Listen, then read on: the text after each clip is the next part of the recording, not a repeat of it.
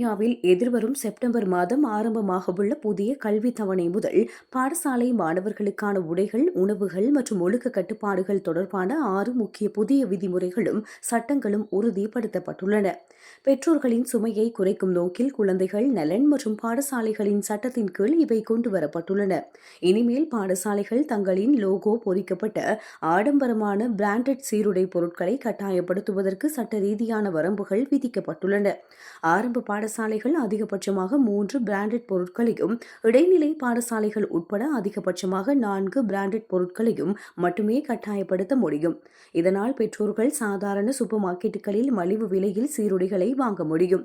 மாணவர்களின் போஷாக்கை உறுதிப்படுத்த இலவச காலை உணவு வழங்கும் திட்டம் மேலும் 1400 பாடசாலைகளுக்கு விரிவுபடுத்தப்பட்டுள்ளது. இதன் மூலம் பிரித்தானியா முழுவதும் மொத்தம் 2700க்கும் அதிகமான பாடசாலைகளில் இத்திட்டம் அமுலுக்கு வரவுள்ளதுடன், இதன் மூலம் பெற்றோருக்கு ஆண்டுக்கு 450 பவுண்ட் வரை சேமிக்க முடியும். யூனிவர்சல் கிரெடிட் கொடுப்பனவு பெறும் அனைத்து குடும்பங்களுக்கும் இலவச பாடசாலை மதிய உணவு திட்டம் விரிவுபடுத்தப்பட்டுள்ளது. இதன் மூலம் மேலும் 1/2 மில்லியன் மாணவர்கள் பயன்பெற உள்ளதுடன், தகுதியான குடும்பங்களுக்கு ஆண்டுக்கு 500 பவுண்ட் வரை மிச்சமாகும். மாணவர்கள் பாடசாலை நேரத்தில் மொபைல் போன்கள் மற்றும் ஸ்மார்ட் வாட்ச் போன்ற சாதனங்களை பயன்படுத்துவதற்கு முழுமையாக தடை விதிக்கப்பட்டுள்ளது.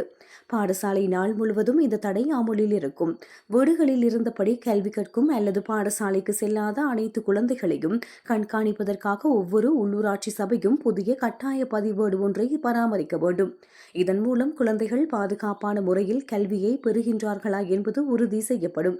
பாதுகாப்பு மற்றும் சமூக சேவைகளை மேம்படுத்தும் நோக்கில் ஒவ்வொரு குழந்தைக்கும் ஒரு பிரத்யேக தனித்துவ அடையாள எண் அறிமுகப்படுத்தப்பட உள்ளது.